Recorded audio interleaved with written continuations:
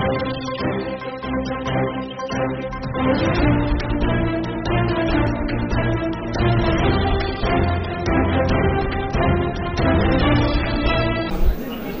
के सारे वरिष्ठ नेता आप सब लोगों के बीच में एक महत्वपूर्ण विषय को लेकर पत्रकार वार्ता कर रहे हैं।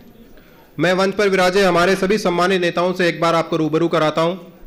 हमारे बीच में हमारी पार्टी के यशस्वी प्रदेश अध्यक्ष आदरणीय डॉक्टर सतीश पूनिया जी हैं।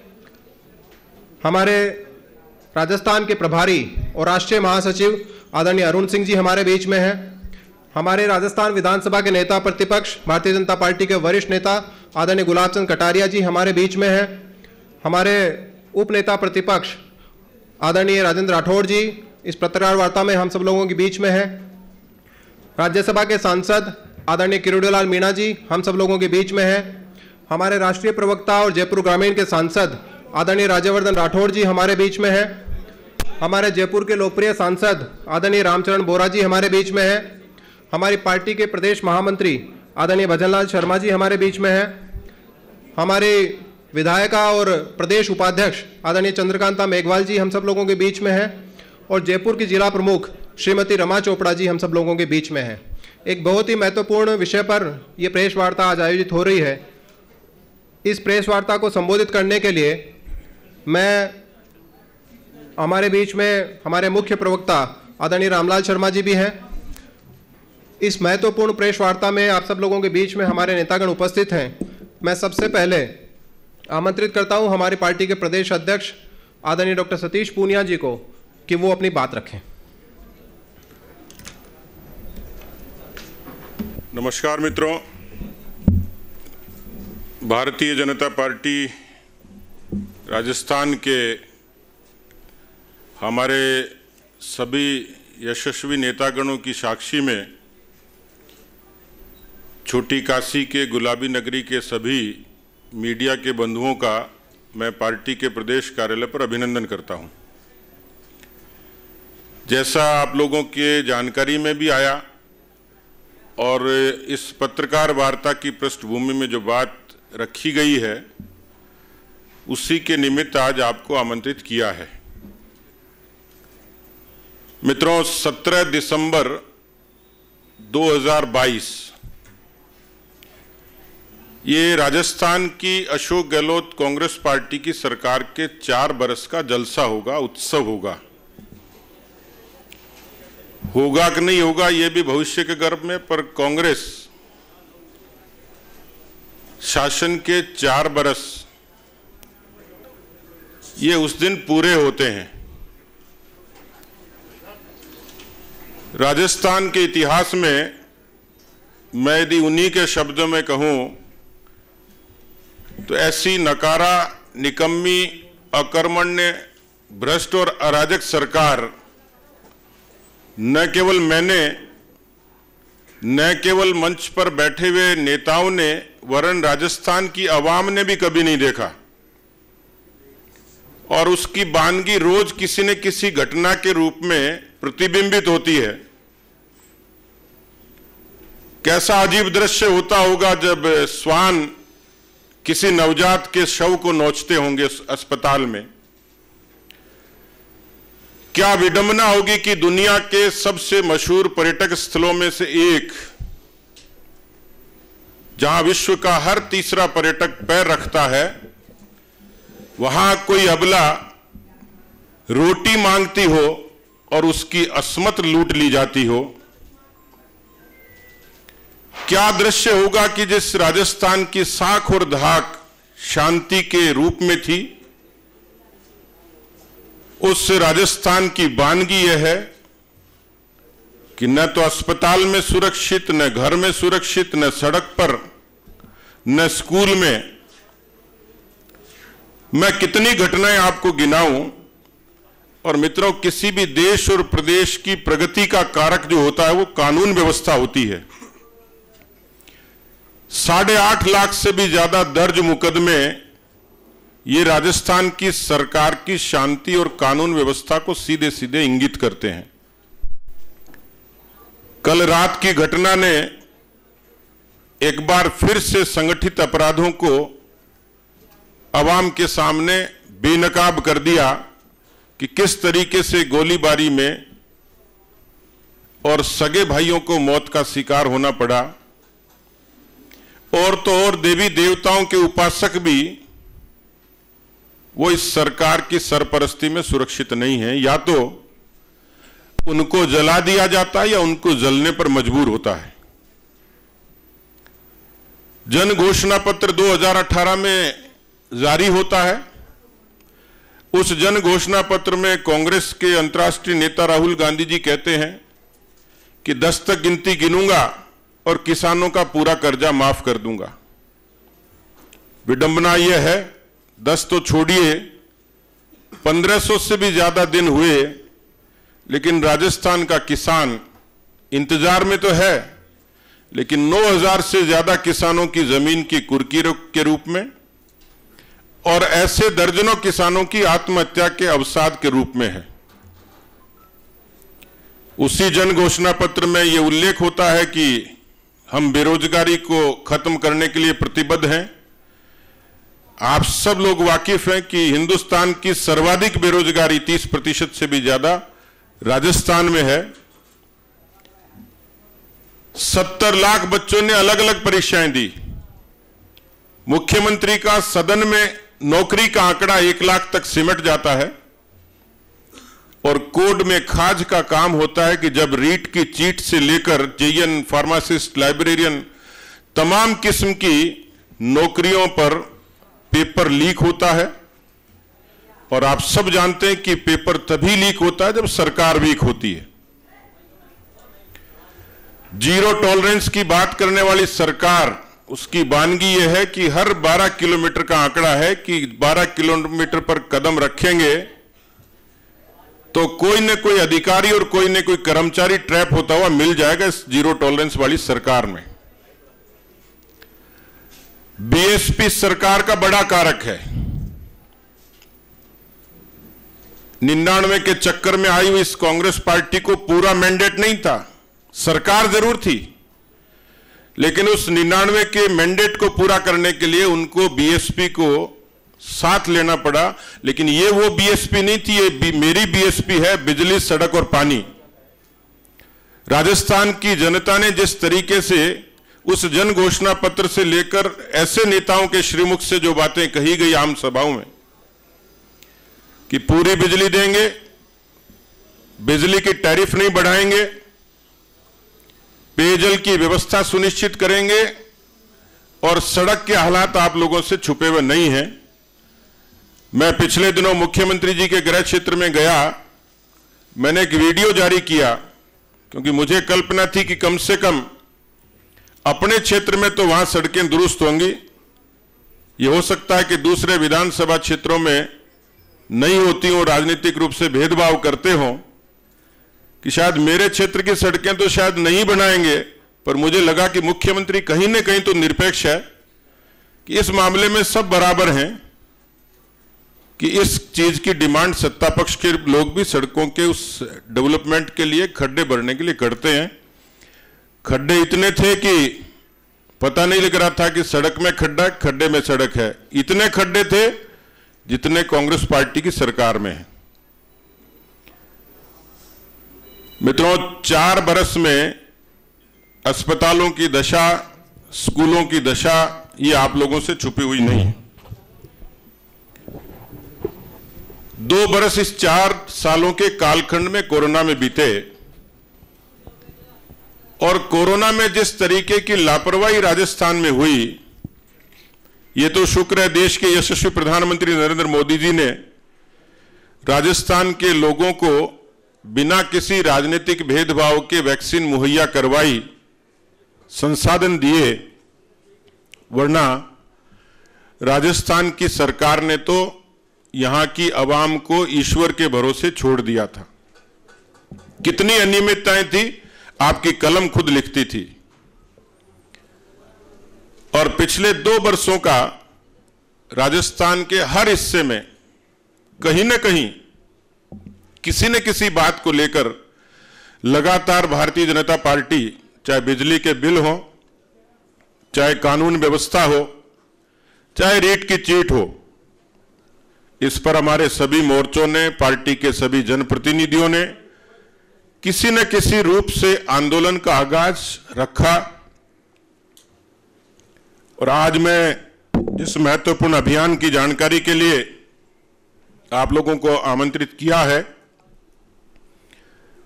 उस जनाक्रोश अभियान की ये पहली शुरुआत इस पत्रकार वार्ता के माध्यम से है।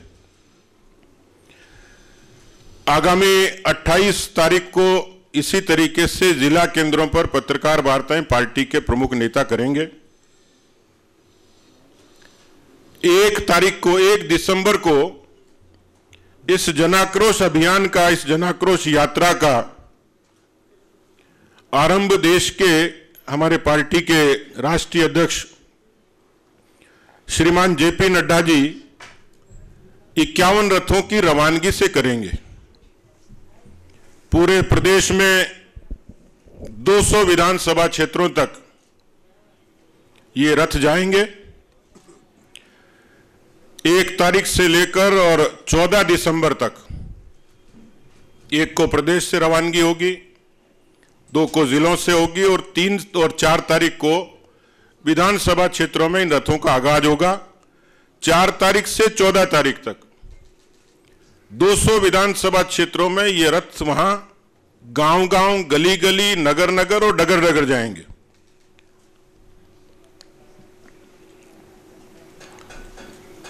लगभग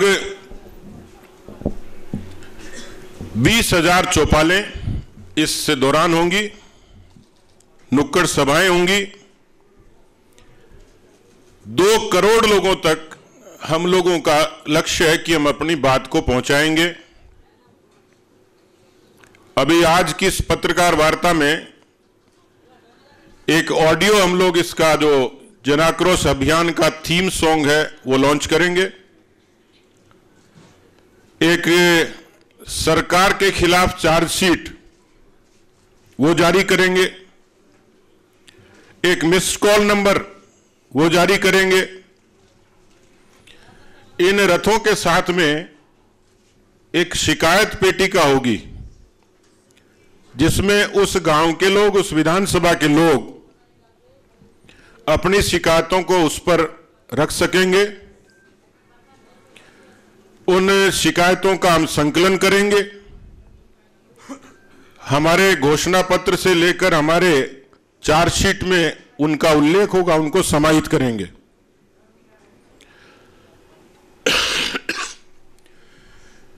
चौदह के बाद में 14 से लेकर 20 दिसंबर तक सभी 200 विधानसभा क्षेत्रों में जन आक्रोश सभाएं होंगी। एक बड़ी संख्या उसमें जुटेगी। लगभग एवरेज औसत 5,000 एक विधानसभा क्षेत्र में आम लोग उसमें शिरकत करेंगे। मंच पर विराजे और पार्टी के प्रदेश के तमाम ऐसे प्रमुख जनप्रतिनिधि ये उन जन आक्रोश सभाओं में शिरकत करेंगे, संबोधित करेंगे। मित्रों, मुझे लगता है कि राजस्थान में जिस तरीके की जन चर्चाएं चलती हैं, सरकारें पहले भी आई हैं। राजस्थान के जनमानस ने अनेक अवसरों पर अनेक फैसले किए हैं। 90 के दशक के बाद राजस्थान में एक धारणा चलती है कि सरकार बदलती है परसेप्शन से, जनधारणा से। एक दूसरा कारक बताते हैं एंटी इनकम्बेंसी का, जन विरोध का। लेकिन मैं ये मानता हूं कि इस बार इस सरकार के खिलाफ केवल एंटी इनकम्बेंसी नहीं है, एक जबरदस्त रेजेंटमेंट है, जन आक्रोश है। ये भी सब जानते हैं कि देश की केंद्र की प्रधानमंत्री जी मोदी जी के नेतृत्व की सरकार ने राजस्थान के बुनियादी विकास को ताकत दी है। मुझे सुखद आश्चर्य हुआ कि पिछले दिनों जब रेल मंत्री जी आए, उन्होंने इसका उल्लेख आपके समक्ष किया था कि अकेले 56,000 करोड़ का निवेश, 56,000 करोड़ के विकास के काम रेलवे के डेवलपमेंट के लिए राजस्थान में हुए हैं।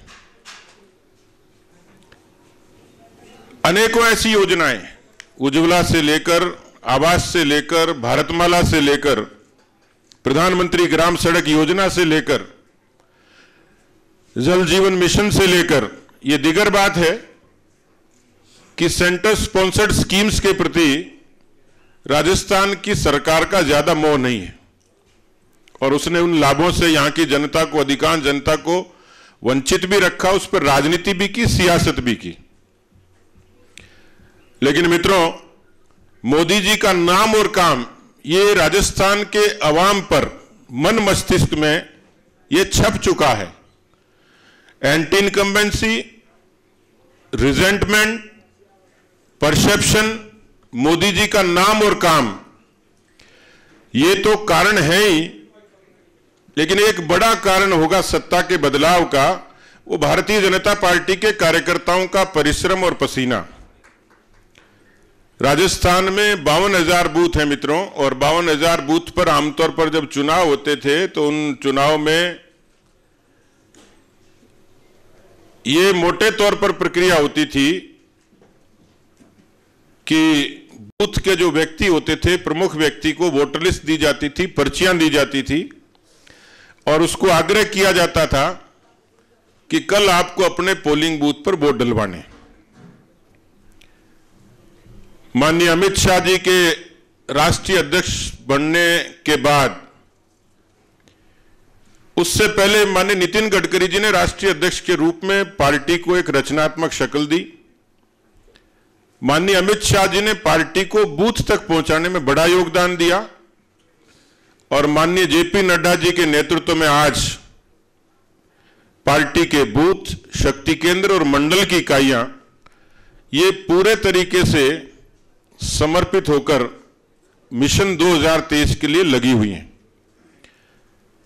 लेकिन मैं पार्टी के कार्यकर्ताओं के परिश्रम के भरोसे कह सकता हूं कि 2023 में कांग्रेस पार्टी के खात्मे से, कांग्रेस पार्टी के मुक्ति से, कांग्रेस पार्टी के सत्ता से बाहर होने का अनेकों कारण होंगे, लेकिन एक बड़ा कारण बनेगा राजस्थान की भारतीय जनता पार्टी की जन आक्रोश यात्रा।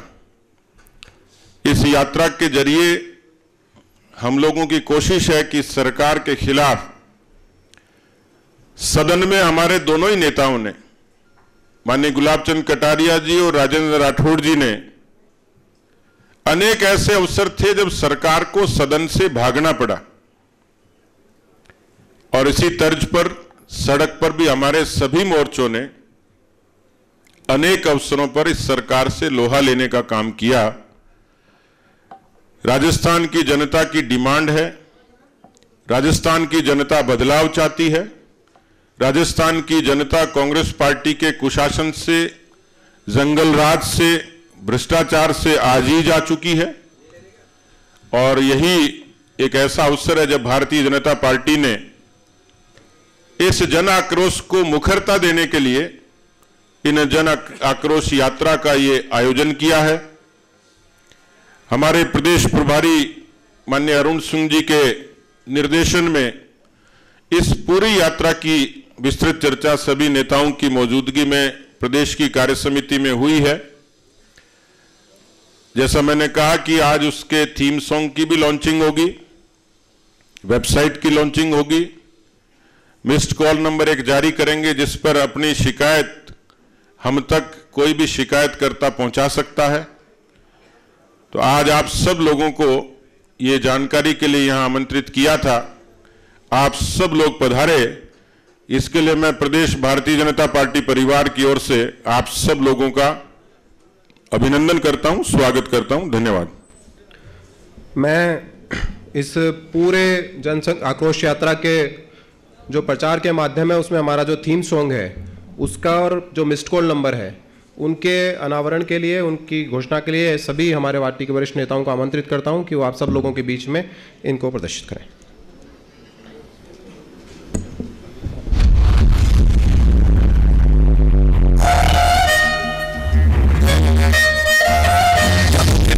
क्या तुम्हें है होश, उमड़ रहा है जन आक्रोश, तुम्हारी धरती में फैल रहे हो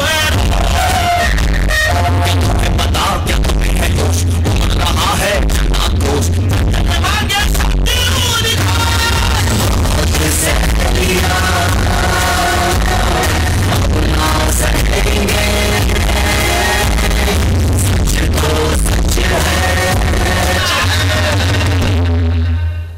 हमारा ये जो मिस्ड कॉल नंबर है 8140200200, इसके ऊपर मिस्ड कॉल करके पूरे प्रदेश की जनता इस सरकार के खिलाफ आक्रोश व्यक्त कर सकती है।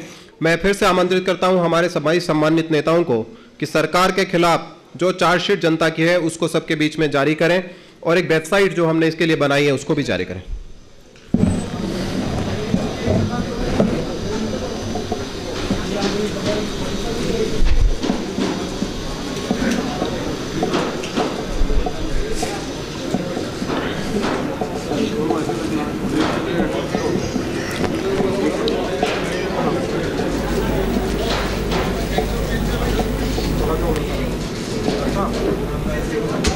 हमारी ये वेबसाइट है www.rajasthanjanakrosh.com। मैं आप सबके जो सवाल जवाब है उसके लिए आमंत्रित करता हूं।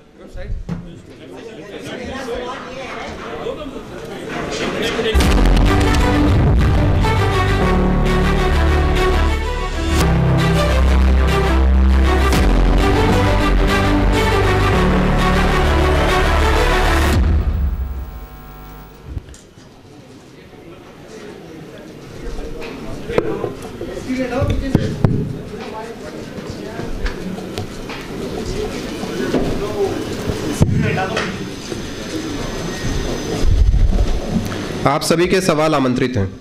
ने सरकार को शिकस्त दे करके अपनी जनक्रोश यात्रा करा, लेकिन हर एक यात्रा के पीछे राजनीति पार्टी का एक ही लक्ष्य होता, सत्ता प्राप्ति।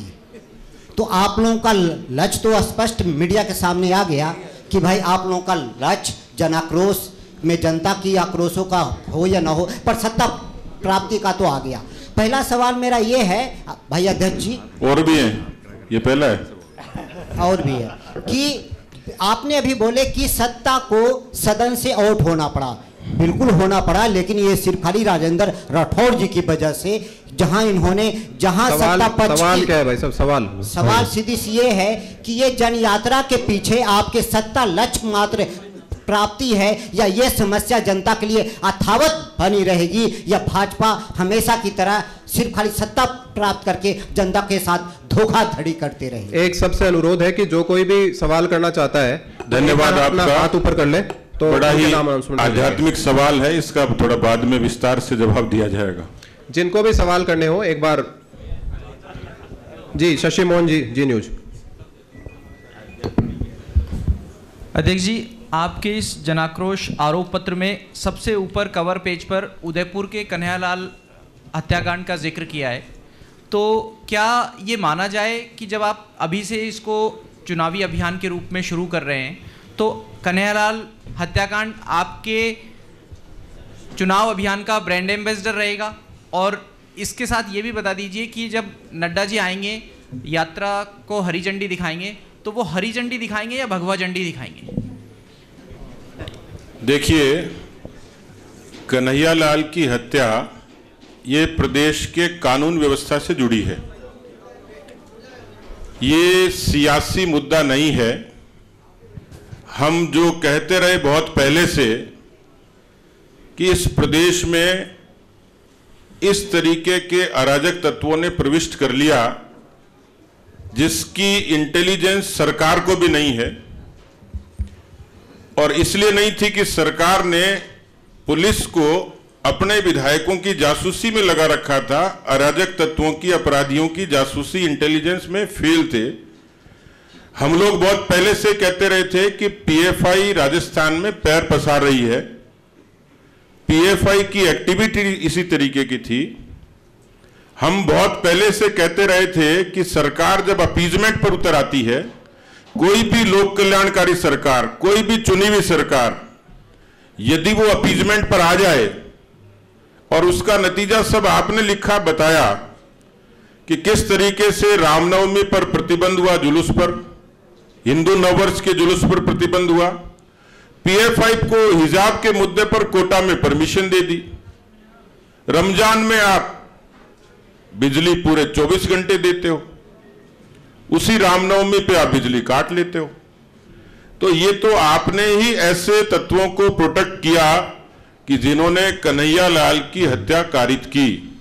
इसलिए कन्हैयालाल ये पार्टी का कोई सियासी मुद्दा नहीं है, ये प्रदेश की कानून व्यवस्था का ऐसा विभत्स दृश्य था जिसका जिम्मेदार राजस्थान का मुख्यमंत्री और गृह मंत्री है। अध्यक्ष जी, मेरा यह सवाल था कि राजस्थान के सारे कद्दावर नेता आ गए हैं इस एक सेकंड, एक सवाल इनका छोटा सा था। ऐसा है, हरी झंडी तो एक सांकेतिक भाषा है और भारतीय जनता पार्टी के झंडे में दोनों ही रंग हैं, भगवा भी है और हरा भी है। भारतीय जनता पार्टी के झंडे के साथ रवानगी होगी। अध्यक्ष जी, मेरा सवाल ये था महेश जी कर कि राजस्थान के सारे कद्दावर नेता आ गए हैं, सिर्फ वसुंधरा राजे जी नहीं है, क्या इस बार भी पहले की तरह उनकी बहू की तबीयत खराब है या क्या माना जाए? देखिए, हर व्यक्ति की, हर नेता की व्यक्तिगत जिंदगी से लेके उनकी व्यस्तता, इसका कोई हमेशा सियासी कारण नहीं होता है। हमने लगभग कोर कमेटी के सभी सदस्यों को बुलाया था, किन्हीं के पारिवारिक कारण भी हैं, चुनाव की व्यस्तता भी है और दूसरे कारण भी हैं। लेकिन जब प्रदेश की कार्य समिति में इस जन आक्रोश की चर्चा हुई थी, जब हमने स्टिकर लॉन्च किया था, उस मंच पर वसुंधरा जी से लेकर हमारे तीनों ही केंद्रीय मंत्री, पार्टी की कोर कमेटी के सभी सदस्य मौजूद थे। इसलिए इसका कोई कंपैरिजन नहीं है, आज की अनुपस्थिति कोई सियासी कारण नहीं है। बाबूलाल अध्यक्ष जी, मेरा सवाल ये है कि एक तरफ तो आप तमाम जो नेता हैं गुजरात जा रहे हैं, दूसरी तरफ आप जनाक्रोश यात्रा की तैयारियों में जुटे हुए हैं। सरदार शहर में उपचुनाव हो रहा है, क्या पार्टी की प्रायोरिटी भी नहीं है? क्योंकि आप लोग जो चुनाव लड़ रहे हैं, क्या ये फॉर्मेलिटी के लिए लड़ रहे हैं या फिर पार्टी को लग रहा है कि हम वहाँ पर आसानी से चुनाव जीत रहे हैं? मेरे ख्याल से यदि आप पार्टी के सरदार शहर के कैंपेन से अपडेट होते तो नामांकन से लेकर और कल तक मैं खुद, हमारे नेता प्रतिपक्ष, हमारे उपनेता प्रतिपक्ष और तो और प्रदेश के प्रभारी लगातार 2 दिन और पार्टी के जितने तमाम प्रमुख नेता हैं वो समय समय पर गए भी हैं। अनेक वहां पर समय देके सभाओं को भी संबोधित किया है, प्रबंधन के काम में भी जुटे हैं। सरदार शहर हमारी पूरी प्राथमिकता में है और सरदार शहर का चुनाव हम बहुत अच्छे तरीके से जीतेंगे। कांग्रेस वहां केवल सहानुभूति पर सवार है और भारतीय जनता पार्टी इस बात की अपील वहां की जनता को की है कि वहां की जनता बदलाव चाहती है। 35 वर्षों से एक ही परिवार का वहां शासन था, जिसको सरदार शहर की जनता बदलाव चाहती है और उसका परिणति है कि कल राजकुमार रिणवा जी ने वापसी की है और पीसीसी के सदस्य ऐसे मौके पर उनका सरदार शहर की सभा में पार्टी को ज्वाइन करना वो इंडिकेट करता है वो किसान परिवार से आते हैं। कल ही वो जुड़े, हम सब लोगों ने वहां ज्वाइनिंग कराई है। अर्जुन मेघवाल जी पूरा समय देके वहां काम कर रहे हैं और पार्टी के तमाम पदाधिकारी, हमारे जनप्रतिनिधि, खुद विधायक भी एक एक मंडल में प्रभारी बनकर काम कर रहे हैं। सरदार शहर में पार्टी को अच्छे परिणाम मिलेंगे। नीरज जी, दैनिक भास्कर। निकाल रहे हैं, 4 साल हो चुके हैं, 5वें साल के अंदर, चुनावी साल के अंदर प्रवेश कर रहे हैं। अब तक एक अदद सीएम का चेहरा जो है, सीएम फेस, वो बीजेपी तय नहीं कर पाई है कि जनता के बीच किसको लेके जाएगी। पिछले 2 चुनावों से लगातार, लोकसभा के चुनाव में तो जनता जिता रही है, 24 सीट 25 सीट दी गई, लेकिन राजस्थान में सीएम का चेहरा कौन सा बीजेपी लेकर के जनता के बीच जाने वाला? सवाल भी पुराना है और जवाब भी पुराना ही है। देखिए, चेहरों का कोई सेट फिनोमेना नहीं होती है, वो प्रदेश की परिस्थिति के हिसाब से और संसदीय दल तय करता है। मेरे से पहले तमाम बड़े नेताओं ने इसको अनेक अवसरों पर कहा है, स्पष्ट किया है। मंच पर बैठे हुए नेताओं से लेकर पार्टी के बूथ के 52,000 बूथों के हर कार्यकर्ता का एक मिशन है, 2023 में भारतीय जनता पार्टी को सत्ता में लेके आना और कांग्रेस को बाहर करना। ये हमारी न तो चिंता है न एजेंडा है कि चेहरा कौन होगा। इसको तय करने के लिए पार्टी का आलाकमान, केंद्रीय नेतृत्व, संसदीय दल पूरे तरीके से सक्षम है। वो जिसको तय करेंगे सब लोग स्वीकार करके आगे बढ़ेंगे। लेकिन अभी जनाक्रोश हमारी प्राथमिकता है और जनाक्रोश के जरिए सत्ता का परिवर्तन हमारा मिशन है। सतीश जी, राहुल गांधी ने मध्य प्रदेश में 23 तारीख को एक बड़ा बयान दिया है जिसमें उन्होंने बताया कि क्यों उनको भारत जोड़ो यात्रा शुरू करनी पड़ी। उन्हीं तारीखों के अंदर राजस्थान जब वो भारत जोड़ो यात्रा आ रही है तो उन्हीं तारीखों में जन आक्रोश यात्रा भारतीय जनता पार्टी निकालने जा रही है। तो कहीं ना कहीं भारत जोड़ो यात्रा का भारतीय जनता पार्टी पे प्रभाव पड़ रहा है। आप इसको किस तरीके से देख रहे हैं? क्योंकि जन आक्रोश के लिए तो चुनाव होता है, जनता अपना आक्रोश चुनाव में निकाल लेती है, तो उन्हीं तारीखों के अंदर ये यात्रा क्यों निकाली जा रही है? राहुल गांधी जी की यात्रा से जनाक्रोश यात्रा का कोई संबंध नहीं है। ये हमने साल भर पहले इस बात पर विचार किया था कि जब राजस्थान की सरकार 17 दिसंबर को 4 साल का जश्न मनाएगी, उस दिन हम पूरे राजस्थान में काला दिन मनाएंगे। और राहुल गांधी जी की भारत जोड़ो यात्रा के बारे में मुझे कहने की आवश्यकता नहीं है। पहले मुझे लगता है कि राजस्थान में उनका स्लोगन ये हो गया कि राजस्थान की आवाम को मरता छोड़ो, क्योंकि यहां जो घटनाएं हो रही हैं उनका जवाब राहुल गांधी कैसे देंगे। किसानों की कर्जा माफी का अपने श्रीमुख से कहा, और बेचारा रूप सिंह मालाखेड़ा का वो तो आज तक भी नौकरी का इंतजार कर रहा है। इसलिए उस यात्रा से हमारा कोई कंसर्न नहीं, हम अपना काम करेंगे, वो अपना काम करेंगे। हिरेन जोशी जी, राजस्थान पत्रिका।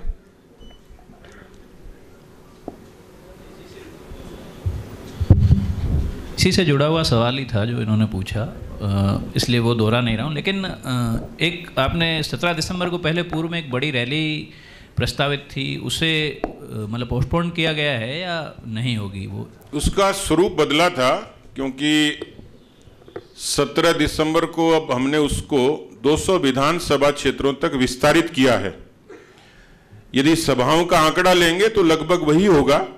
जैसा मैंने कहा कि 5000 से लेकर उससे ऊपर तक की संख्या के 200 विधानसभा क्षेत्रों में जनाक्रोश सम्मेलन होंगे। आमतौर पर बड़ी सभाओं का मिजाज और मौसम और जरूरत वो चुनाव से पहले होती है, उसको थोड़ा सा हम आगे विलंब से करेंगे। अर्चना जी। सर, एक तरफ ये राहुल गांधी की भारत जोड़ो यात्रा यहाँ पर आ रही है और एक तरफ आप जन आक्रोश यात्रा निकाल रहे हैं, लेकिन इस बीच में जो जनता है उसके सामने एक बहुत बड़ा क्वेश्चन मार्क है कि राजस्थान सरकार के कुछ एमएलएज ने रिज़ाइन कर दिया था। 25 सितंबर को हुआ था, 2 महीने हो चुके हैं। तो एज ऑपोजिशन आपका क्या रोल है? कल कॉन्स्टिट्यूशन डे था कि वो कब तक की वैलिडिटी है, वो एमएलएज वर्किंग पोजीशन में है या नहीं है, इस पे क्या रोल रहेगा ऑपोजिशन का? नेता प्रतिपक्ष के नेतृत्व में हम लोग राजस्थान की विधानसभा के अध्यक्ष महोदय से मिले थे। उनको आग्रह किया था कि राजस्थान में जो राजनीतिक अस्थिरता है, जो अनस्टेबिलिटी है, उसके कारण विकास के काम भी ठप हैं और किसी को लग नहीं रहा सरकार है। इस्तीफे व्यक्तिगत तौर पर दिए गए, होश हवास से दिए गए, ये बात भी सार्वजनिक तौर पर सबको मालूम है। स्पीकर महोदय ने कहा कि मैं, क्योंकि ये बड़ा एक संवैधानिक मसला है, मैं इसको एग्जामिन करा रहा हूं। मुझे लगता है कि राजस्थान की सरकार स्पीकर महोदय की मर्जी से बची हुई है, और इस बात के लिए हम लोग फिर से आग्रह करेंगे कि इस पे कोई न कोई रूलिंग अपनी तरफ से दें। यही हमने उनको कहा था कि आप उनको अस्वीकार करें, इनकार करें, लेकिन जो भी स्थिति है, राजस्थान की जनता और विपक्ष भी जानना चाहता है कि सरकार का स्टेटस क्या है। अभी तो तोते की जान इस्तीफों में अटकी हुई है, लेकिन हम लोग, मैं नेता प्रतिपक्ष से आग्रह करूंगा कि एक बार फिर से हम लोग इस पर स्पीकर महोदय से कम दोबारा से, क्योंकि एक समय बदल गया, लंबा समय हो गया, ये बात ठीक है। उन्होंने हमें आश्वस्त किया था कि मैं ऐसा फैसला दूंगा जो नजीर बनेगा, तो हम इंतजार करते हैं कि वो नजीर कब बने। मेरे ख्याल से लगभग सबके सवाल आ गए। आदरणीय अध्यक्ष जी ने सारी बातें रख भी दी हैं, सवाल जवाब भी हो गए हैं। श्रीमान जी से एक सवाल, श्रीमान जी एक सवाल है कि फर्टिलाइजर को लेकर के स्टेट बार बार कह रही है, स्टेट गवर्नमेंट की फर्टिलाइजर की सप्लाई सेंटर से नहीं मिल रही है, किसान खाद के लिए परेशान है, तो उसको लेकर के, किसानों के मुद्दे को लेकर के क्या? राजस्थान की सरकार ने 8 लाख मैट्रिक टन ये डिमांड की थी और भारत की सरकार ने 12 लाख मैट्रिक टन इसकी आपूर्ति की है। दिक्कत है डिस्ट्रीब्यूशन की, दिक्कत है कालाबाजारी की, दिक्कत है लापरवाही की, सरकारी लाल फीताशाही की, उसका उपाय कोई सरकार निकालेगी तो शायद किसानों को लाभ होगा। अध्यक्ष जी, जैसे आपने कहा कि हम स्पीकर के पास जाकर के दोबारा जाकर के बात करेंगे, लेकिन आपको ये भी मालूम होना चाहिए कि भारत जोड़ो यात्रा में यदि स्पीकर चला जाता है तो आप क्या विश्वास करेंगे कि आपकी बात को स्वीकार करेगा और निर्णय सही तरीके से कर पाएगा? बिल्कुल, बड़ा ही सामयिक और यक्ष प्रश्न है और बहुत ही वैधानिक है कि पहली बात तो इस्तीफे के बारे में अभी तक कोई निर्णय नहीं होना, वो वैसा ही है, जस्टिस डिलेड जस्टिस डिनाइड। और दूसरा, संवैधानिक पद पर रहते हुए राजनीतिक गतिविधि में भाग लेना वास्तव में सवाल तो खड़े करता ही है। तो उसके लिए मैं नेता प्रतिपक्ष से आग्रह करूंगा कि हम सब लोग मिलकर इसका जो भी कानूनी और संवैधानिक पक्ष होता है वो लड़ाई हम लोग लड़ें।